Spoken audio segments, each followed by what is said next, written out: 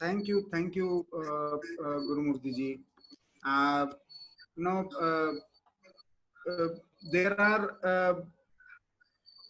lot of queries, questions, और मैं सभी को जो देश भर में भी देख रहे हैं उनसे निवेदन करना चाहता हूं वो हमने सबको एक नंबर व्हाट्सएप का शेयर किया है 9650724304। इस पर आप आपकी क्वेरीज से भी भेज सकते हैं और हम प्रयास करेंगे कि ज्यादा से ज्यादा क्वेश्चंस हम इसमें ले पाए। मैं इस पर अभी कोई कमेंट करने की बजाय यहाँ पे ऑलरेडी हमारे बीच में बहुत सारे इकोनॉमिक एक्सपर्ट्स, कॉलमिस्ट हमारे बीच में हैं। उनमें से भी कुछ लोगों ने ऑलरेडी अपनी क्वेरीज, अपने क्वेश्चंस भेजे हैं। मैं अभी हितेश शंकर हमारे मेरे सहयोगी है, 5 महीने के संपादक है, उनसे निवेदन करूंगा कि वन बाय वन वो क्वेश्चंस लेना शुरू करे और संबंधित व्यक्ति भी अपने आपको इस बहाने आइडेंटिफाई रहेगा और जो हमारे देश भर में जो लोग देख रहे हैं उनके लिए भी एक सुविधा होगी। हितेश जी, आपके पास। धन्यवाद प्रफुल्ल। हमें कुछ सवाल मिले हैं और जैसा कि गुरुमूर्ति जी ने कहा था, हिंदी अंग्रेजी सेशन रहेगा। सवाल का कुछ अंग्रेजी में और कुछ हिंदी में हमें सवाल मिले हैं। मैं एक successful, or according to you, what are the 3 steps and central government may make it successful? How should mindset toward gold? Is the gold import burden on exchequer and adversely affecting our economic growth? See, so far as the first question is concerned, no Make in India program will succeed unless there is protection for that industry. For example, I told in my English lecture, we were able to ramp up the production of cell phone. 25 crore cell phone we were importing in 2013. Now we are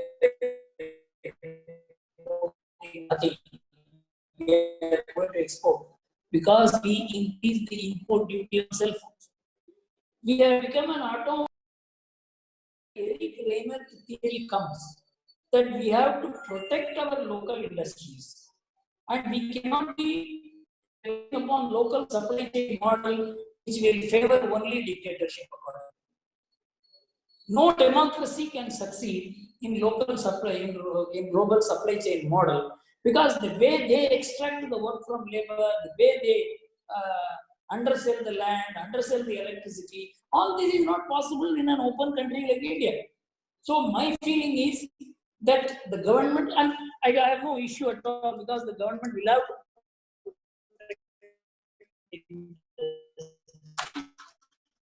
because every government is going to do it, and so they may think this is bound to take off because every country will be protecting their industries. We will also be protecting our industries.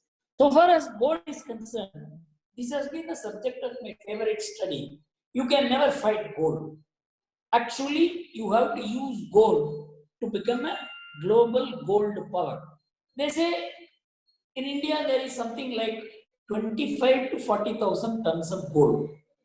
25 to 40,000 tons of gold makes India probably the richest country in terms of liquid assets.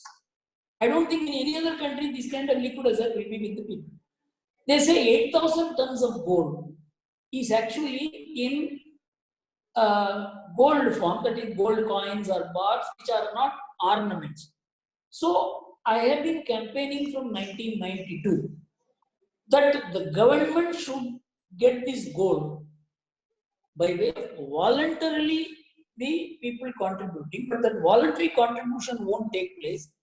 If I have purchased gold in black, the government issues a gold bond, I will not be able to deposit that money unless I disclose it in the income tax department. Gold is available even today only in black. So one-time exemption, and if you can get 4,000 to 5,000 tons of gold into the system, that means that 4,000 to 5,000 tons of gold will transform into your foreign exchange. That much will be the liquidity with the banking system. And your rupee value, instead of being 75, will become 45. Gold can completely change the complexion of India. So instead of fighting gold, we will have to work with gold. Once you have 5,000 tons of gold, you can control the world gold market because 25% of the world gold production is purchased by India. For example, the Reserve Bank, if it acquires 4,000 to 5,000 tons of gold and says, this year we want to import gold, the world gold prices will collapse. And if China, which imports 25% of the world production, and we join together, the world gold market will be in the hands of China and India together. So we have to think completely Indian way about gold, not the Western way, because in America, they banned private gold in 1934.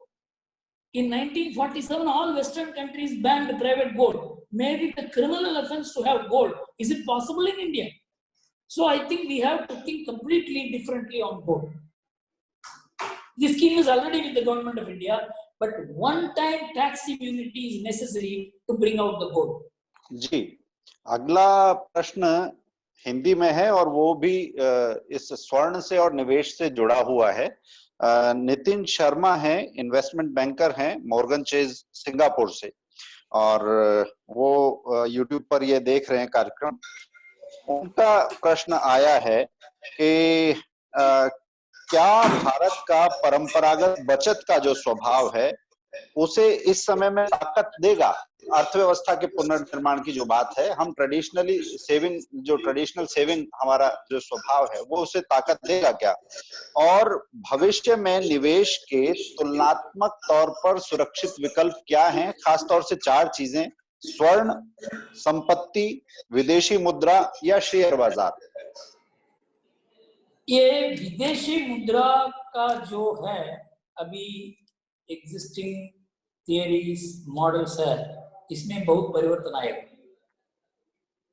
अभी China का जो yuan है उसका महत्व भी बढ़ा है। इसका कैपेसिटी टू चैलेंज डॉलर और जापानीज येन और यूरो, इसको भी देखना चाहिए। ये कैसा चाइना इकोनॉमी को वेस्टर्न पावर्स कंटेन करेगा, उसके आधार पर फॉरेन एक्सचेंज थियरीज में, फॉरेन एक्सचेंज मॉडल्स में क्या परिवर्तन आएगा, इसके बारे में अभी नहीं कह सकता। सोने के बारे में मैं जैसा कहा, सोना एक इकोनॉमिक एसेट है, बचत है। सोना एक कल्चरल इश्यू भी है, सोना एक सिक्योरिटी है, सोना फॉरेन एक्सचेंज भी है। इसलिए सोना के द्वारा जो बचत करते हैं वो नेचुरली उसको आता है। जैसा जमीन एक्वायर करना, इसमें हमारे लोगों का रुचि है, उसको मालूम है कैसा हैंडल करना है उसको। शेयर बाजार में अभी शेयर का सेल परचेज जो हो रहा है उसके पीछे डेरिवेटिव्स और फॉरवर्ड ट्रेडिंग, इसमें कितने लोगों का परिचय है। जो डिसाइड करता है वो उसको डेरिवेटिव क्या है इसके बारे में जानकारी नहीं है, ऑप्शंस फ्यूचर्स के बारे में जानकारी नहीं है। इसलिए अभी भी हमारा सेविंग्स स्टॉक मार्केट में इतना कम है। स्टॉक मार्केट आईपीएल गेम के नाते बाहर से लोग आते हैं, वो प्ले करते हैं, हम देखते हैं। ऐसा स्टॉक मार्केट हमारे कंट्रोल में नहीं है।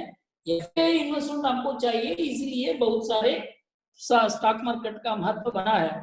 I still remember Economic Times when India reached 20,000 points BSE index. Economic Times wrote, India, the economic superpower. बाद में 36,000, 40,000 हमारे स्टॉक मार्केट इंडेक्स गया, हमारे इकोनॉमी नीचे हो रहा था. इकोनॉमी नीचे, स्टॉक मार्केट ऊपर, सो इसके पीछे भी तालमेल नहीं था, कंपैरिजन ही नहीं था.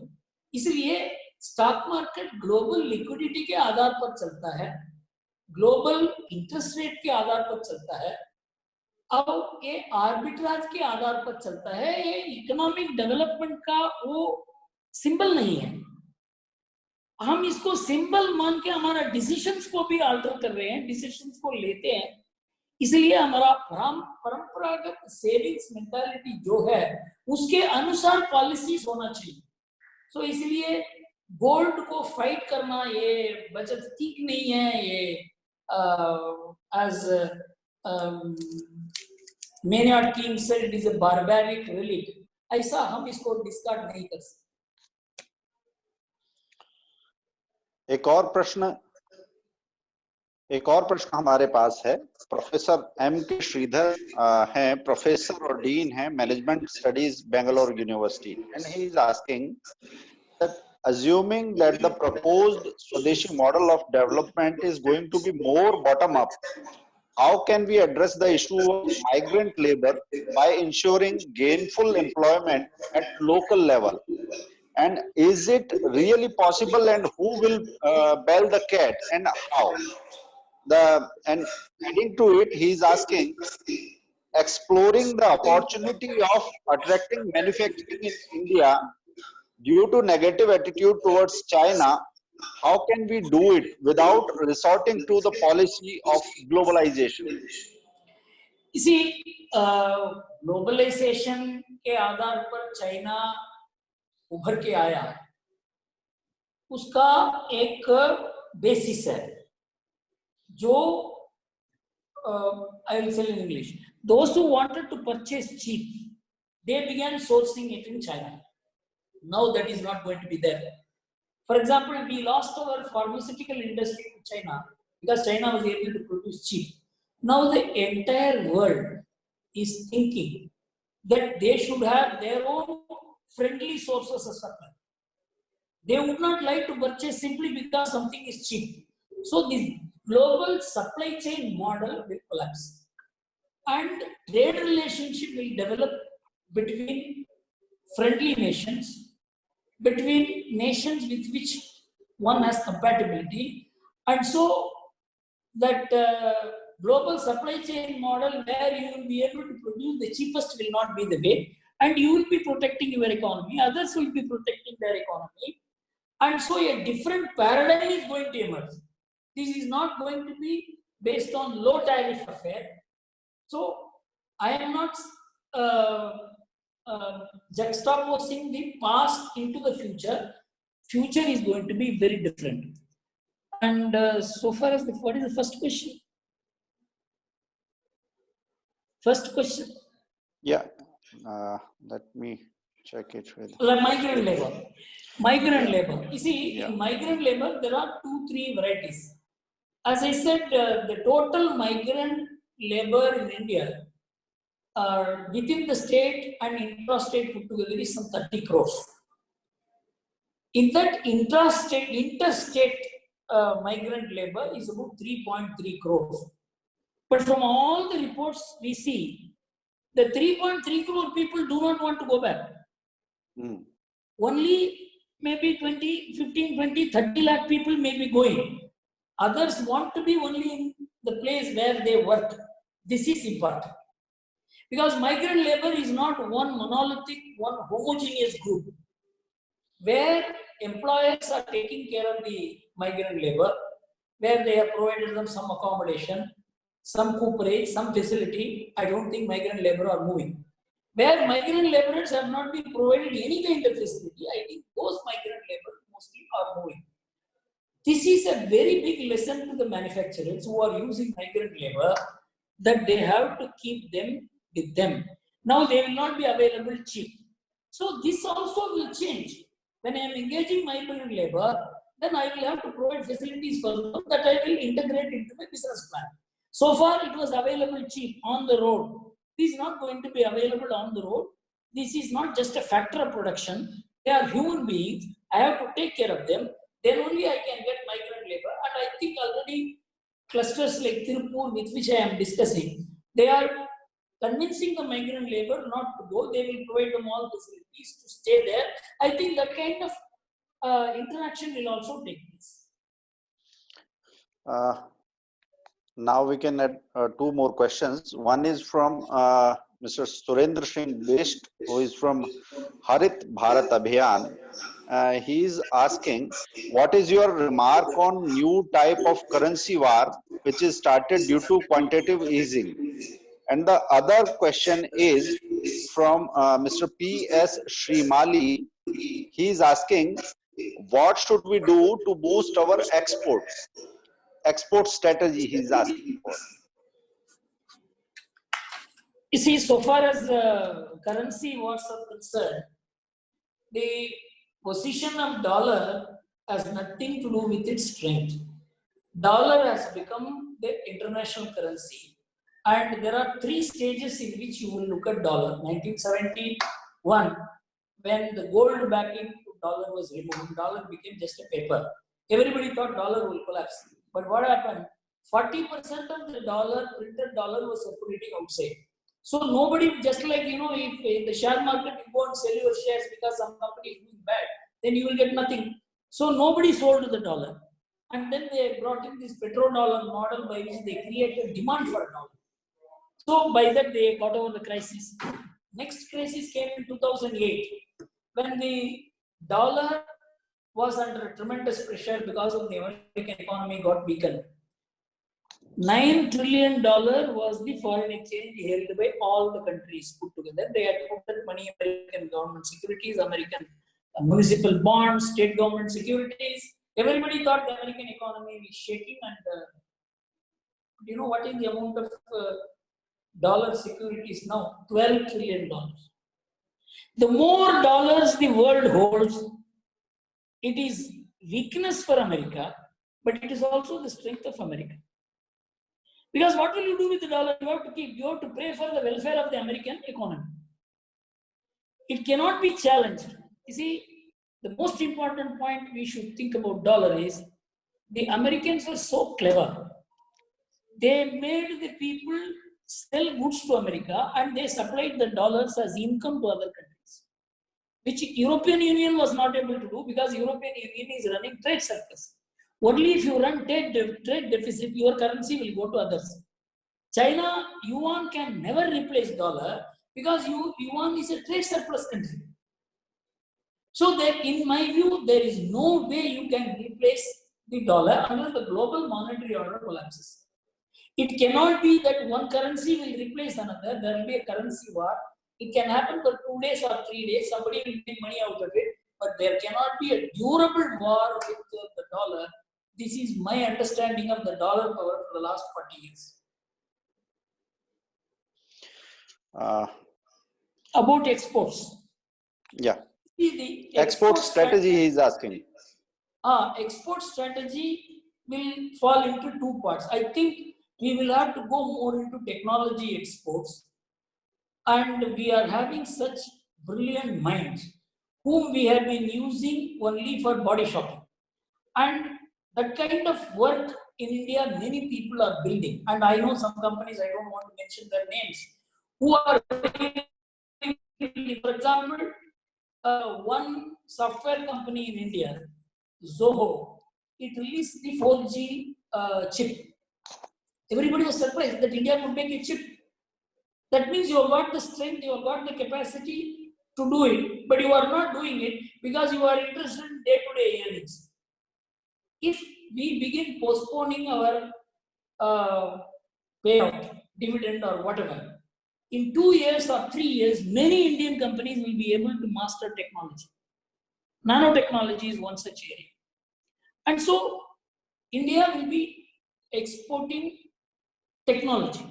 India will be exporting techno products, apart from traditional products. This, I think, will be the future course. I think the government is also thinking along those lines. And next question is from Wing Commander Raghunath, who is associated with the Center for Education and Social Studies. His question is, how will the post-COVID environment will influence education, small businesses, and travel, etc. in India? You see, so far as small businesses are concerned, I think they will settle down in the next 3 to 6 months. So far as travel is concerned, there is going to be a huge impact for the simple reason that people are learning to do business without travel. This communication system is replacing the necessity for travel, and so it will affect the post-COVID world. Will see far less traveling, far less usage of hotels, and far less personal interaction unless it is absolutely needed. I think something like 2/3 or 1/2 of the travel will go down. So the travel industry will have to reinvent itself. Hotel industry will have to reinvent itself.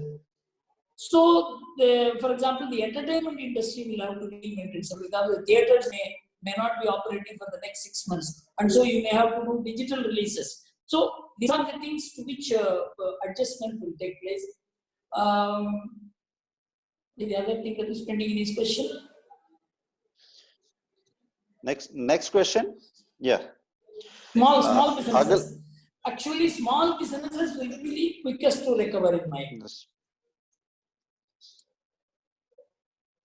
For example, the malls will find it difficult to survive, but small traders will be able to become active soon.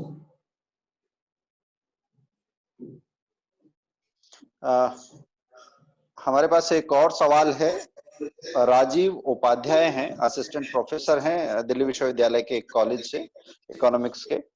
उनका कहना है कि जो subsidy है, tax छूट है और राहत पैकेज का जो मॉडल है, ये कितना चल पाएगा? अभी इसकी मांग है और मनरेगा के समय से ये शुरू हुआ है, ये मॉडल आगे कितना चल पाएगा? ये सब्सिडी तो डेमोक्रेसी जो है, डेमोक्रेटिक इकोनॉमिक मॉडल जहां जहां है, सब्सिडी एक काइंड ऑफ इनएविटेबिलिटी हो गया है। अमेरिका में दूसरी तरह का सब्सिडी है। सब्सिडी को अमाउंट देखिए, जो सब्सिडी हम देते हैं वो कुछ भी नहीं है। अमेरिका और यूरोपियन यूनियन कैसा सब्सिडाइज करता है उसका एग्रीकल्चर को, इसलिए सब्सिडी तो रहेगा ही। जैसा economic inequality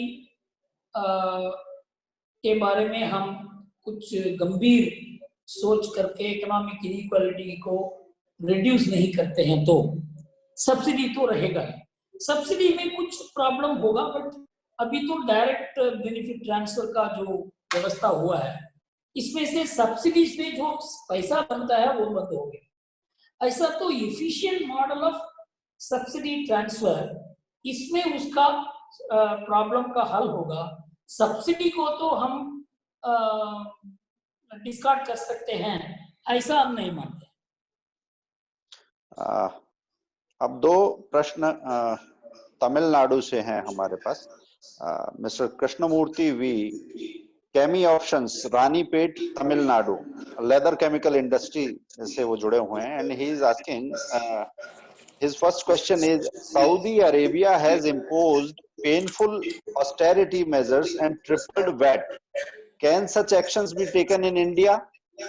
And the other question is, China is reported to have started trial of state-run digital currency to cancel the dollar peg in the stock exchange transactions.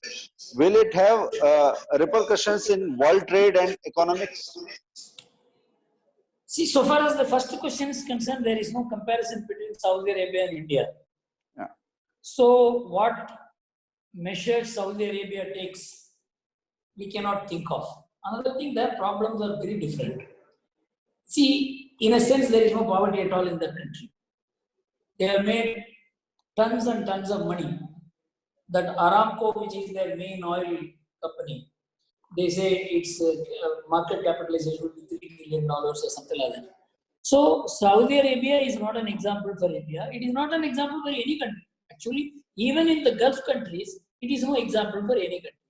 So far as China is concerned, you see, China can never be able to produce a competitive world currency unless China is going to open its market for others, like America did.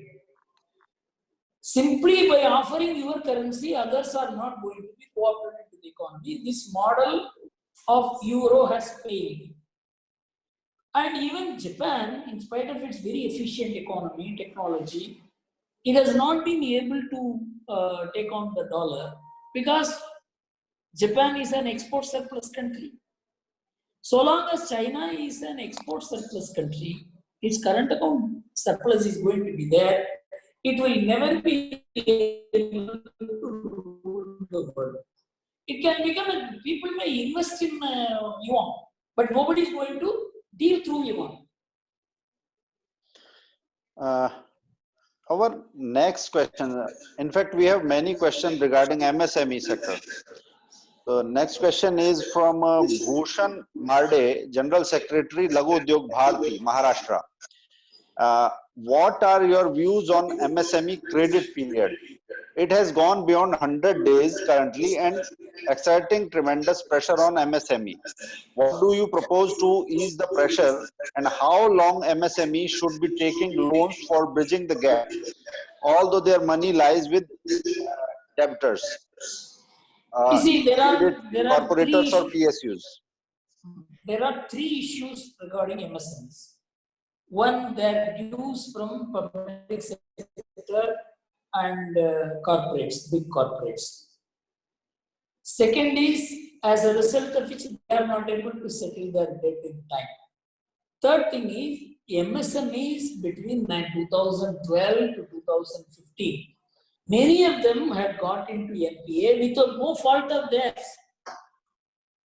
In fact, that category is to be addressed quite differently.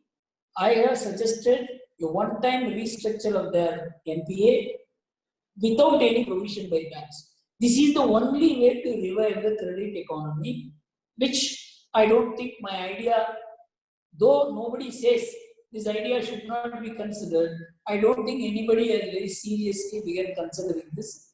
It is on the table of the government. But so far as the use of the MSMEs from PSUs and corporates is concerned, unless the drawing power of the corporates and the public sector is cut and the drawing power is transferred to the MSMEs, this problem it cannot be solved. There must be some penalty for persons who do not pay. And so far as the period of 90 days is concerned, I think for MSMEs, we should not impose the same number of days as we import for listed corporates. Listed corporates must have a very different rule, and unlisted companies, unlisted corporates, unincorporated corporates, businesses must have a different rule. This has been my suggestion. We have a small but quite loaded question for you. It is from Ravin Desai, who is a founder of Gharpedia.com. And his question for you is that, Gurumurthy ji, you are on the board of RBI and a known advisor to PM. Do you think that post-COVID, India will follow the Indian model?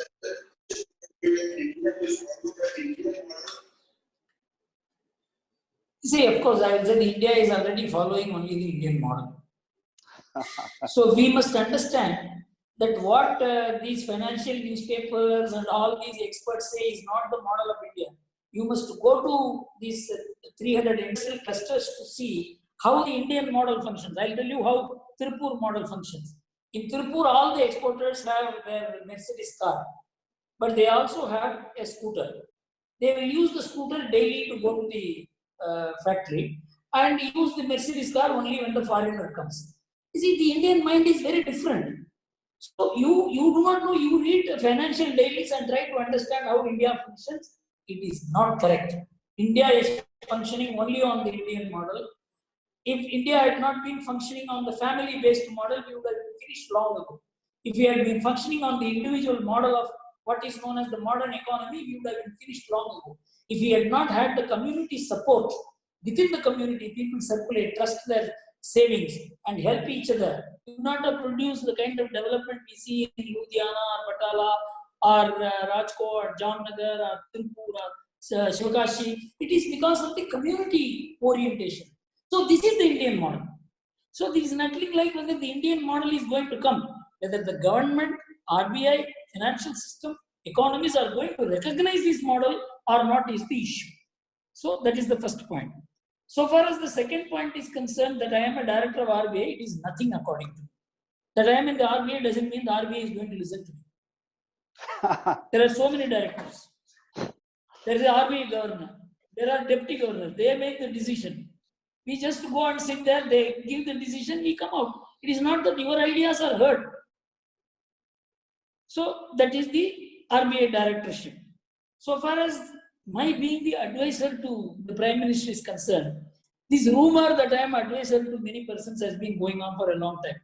I was told as the advisor of EPC. He never appointed me as the advisor. I was regarded as the advisor to Jayalalitha. She never appointed me as the advisor. I was regarded as the advisor to Vajpayee. He didn't appoint me as the advisor. I am regarded as the advisor to Narendra Modi. He didn't appoint me as the advisor. So somebody appoints me as the advisor and asking me questions. How do you answer it?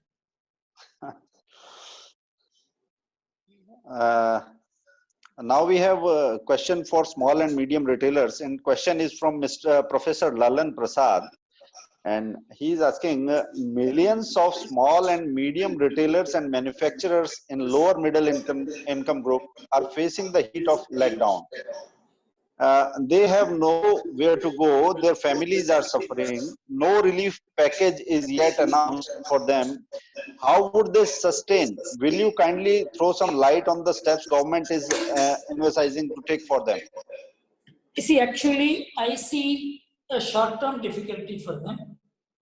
But in the near term and medium term, they will be gainers.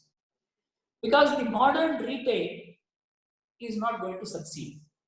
This small kind of thing will be a huge problem because they have already got into problem. For them to come back is going to be difficult. But so far as this electronic selling is the biggest challenge for the small retailers. So initially, they certainly need government support in terms of soft loans, in terms of other financial support, maybe even a kind of a grant. But some support from government is needed. Obviously, the government will be working on it. I am not in the decision-making team, so I do not know. I only give suggestions. These are the kind of suggestions I have given. But so far as their near-term and medium-term prospects are concerned, I think our kirana stores, our small shops, our tea stalls, our eatables, our dabas are going to have a very good future. That's why I said bottom upwards development process, rebuilding will occur faster as compared to the higher ranks of the business.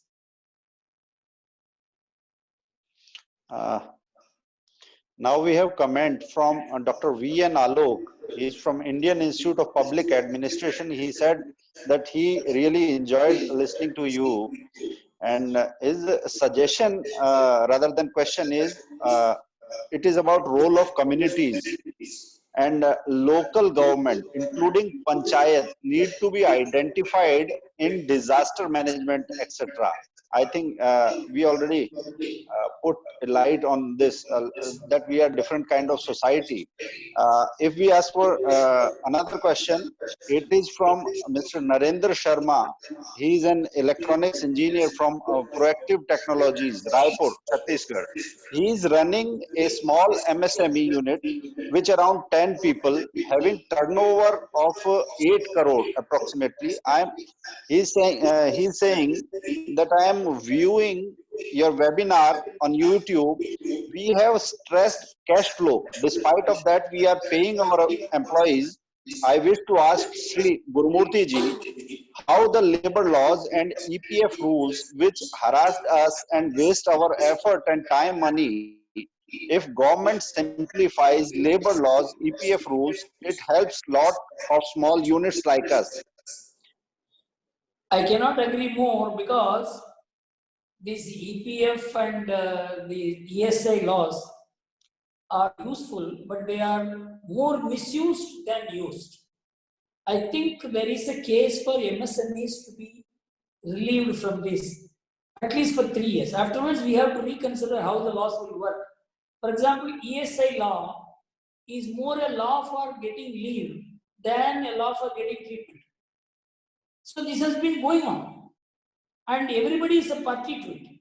Unions are party to it, the labor officials are party to it, and I think there is a clear case for loosening the labor laws.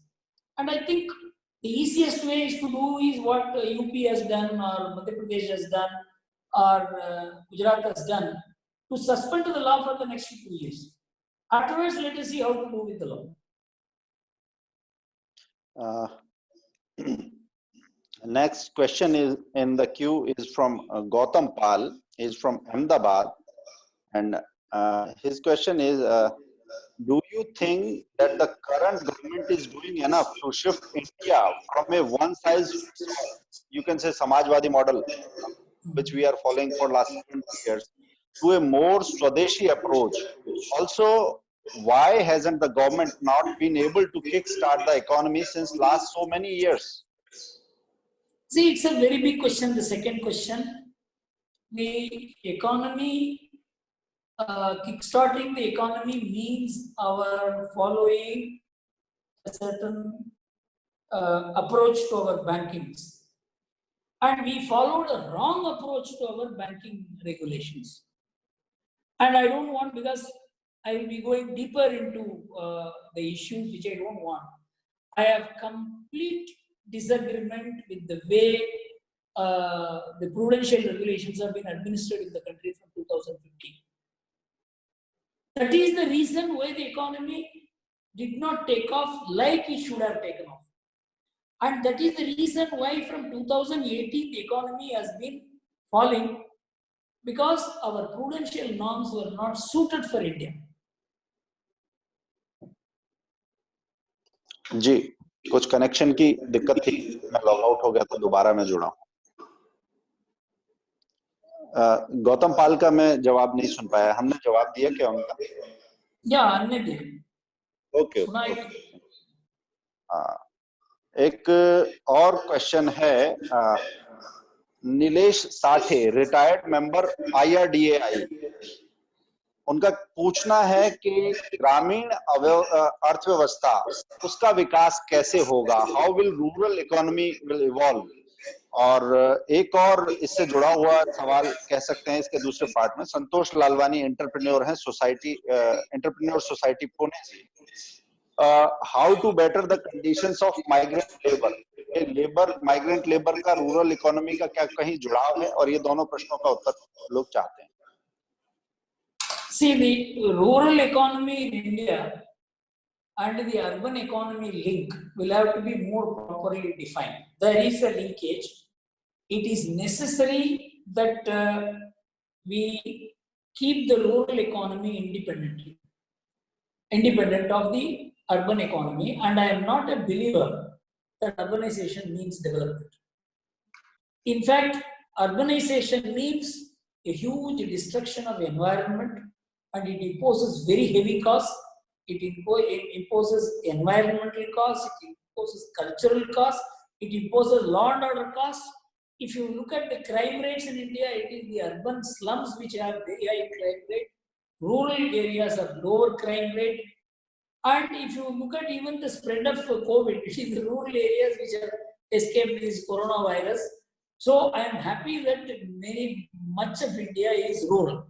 But we don't have a program for rural development except through government programs. We need to have other models. For example, we are purchasing agricultural products in mandis, which are about 600 odd mandis.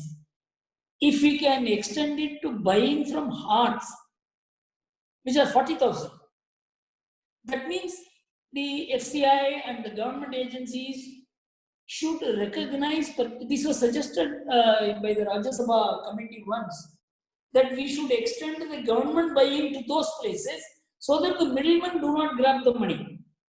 So if policy adjustments are there, then it will be easier, and with the roads and other things being built, with electronic highways developing, I don't think being in rural area means underdevelopment, and distant education can take place. We should build our rural communities, rural ethos. This will make India a stronger India, a stable India, a harmonious India. So I think the government will have, and I saw enough of these ideas in the Niti Aayog resolution of the cabinet. I think if Panchajanya and organizer can circulate it to all the people, it's one of the finest documents. But the only thing is, it is not being acted upon. The second thing is about migrant labor. For example, migrant labor issue, how it comes. You must have heard about Kendrapara district in Orissa. Nearly 75% of the plumbing workers all over India have come from Kendrapara. Kendrapara is open-air university in plumbing. So this is a very peculiar kind of thing. So naturally, the entire construction industry depends upon Kendrapara. The construction industry has to think how to retain these people, how to develop these people, how to create a linkage with those Kendrapara district. So like that, it has to be studied area-wise. Which area supplies which kind of migrant labor? Migration cannot be avoided in India.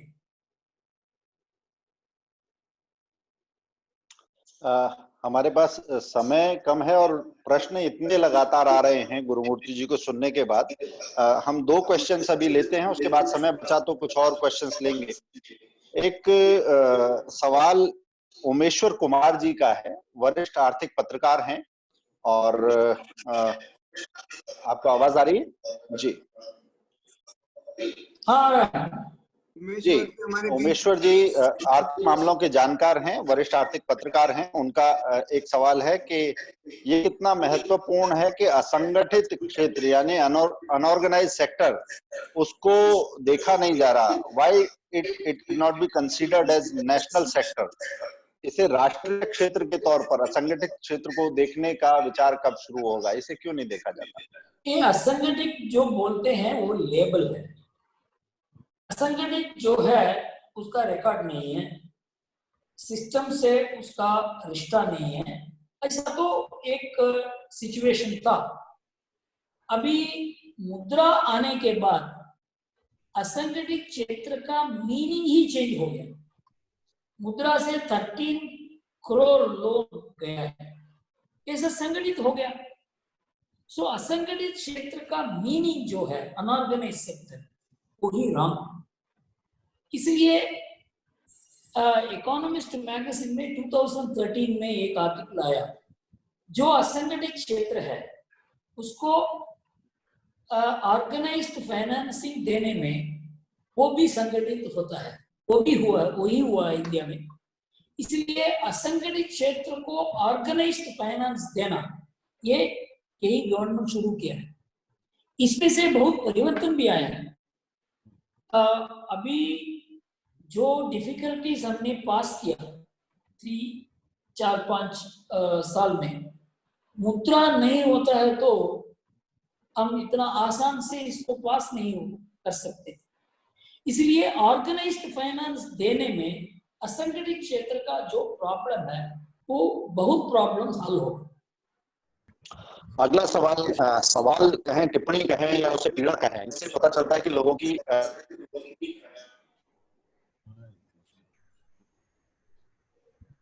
उनके यहाँ से network की problem जी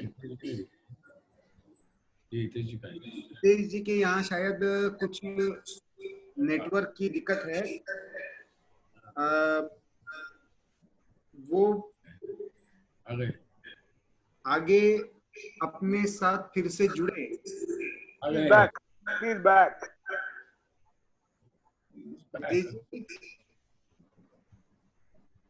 unmute कीजिए Hitesh, unmute कीजिए।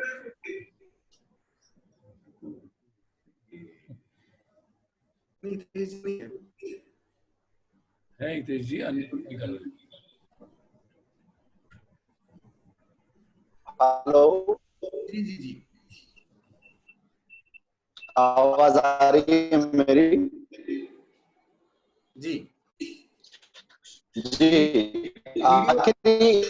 टिप्पणी के सवाल के साथ हम समाप्त करते हैं। और बोत्सवाना अफ्रीका से एक अशोक कुमार है, चार्टर्ड अकाउंटेंट है। उनका कहना है, अशोक जी का कहना है कि हमारे पास व्यवहारिक तौर पर सोचने वाले गुरुमूर्ति जी जैसे चित्र हैं। सुब्रमण्यम स्वामी जी व्यवहारिक आइडिया है, प्रिंटिंग न्यू करेंसी की बात करते हैं, एनपीए को घटाने के लिए जिनके पास आइडियाज हैं, मगर इस सब के बावजूद चीजें गति से होनी चाहिए थी, होती हुई है। बॉटलनेक कहाँ है, दिक्कत कहाँ पर है? ये प्रॉपरली सुना नहीं। मैं this question is from Ashok, a chartered accountant based on Africa. Yes.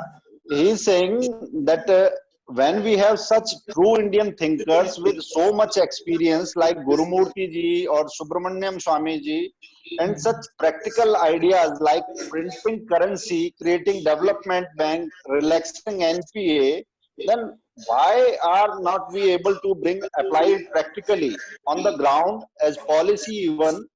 Even though a strong BJP Swadeshi government is in power, where is the bottleneck? See, the bottleneck is the institutional mechanism we have created, and this institutional mechanism is global. It is not national.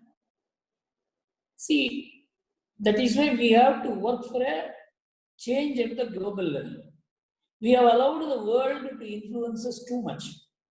We will have to now influence the world, and we have acquired enough geopolitical power to do it.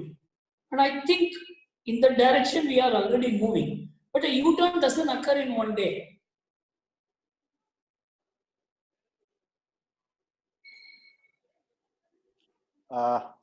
Praful, मुझे लगता है अब समय हमारा हो गया है और काफी सारे सवाल अभी हैं, मगर हम उसे कोशिश करेंगे कि दोनों के संस्करणों में उन सवालों को और जोड़ते हुए कुछ और उत्तर लेंगे। लाइव में सारे सवालों के जवाब नहीं लिए जा सकते, और क्वेश्चंस हम शायद गुरुमूर्ति जी को मेल भी कर सकते हैं।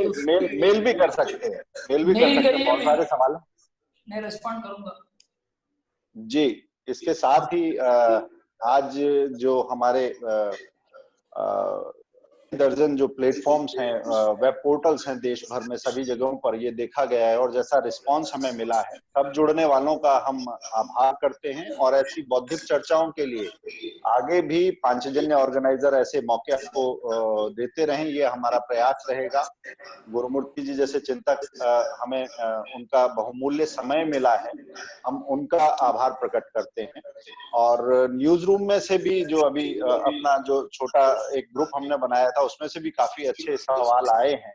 इस बौद्धिक परिचर्चा में सभी के सहभाग के लिए अपना धन्यवाद करते हुए और आगे के ऐसे कार्यक्रमों से सबको जोड़ने का अपने आह्वान का दोबारा से उसे रेखांकित करते हुए मैं आज की चर्चा को विराम दूंगा और सभी से आग्रह करूंगा कि आगे भी हमें जो ऐसे मौके मिलेंगे उसमें हम लोग फिर से ऐसे ही जुड़ेंगे। धन्यवाद। थैंक यू, नमस्कार।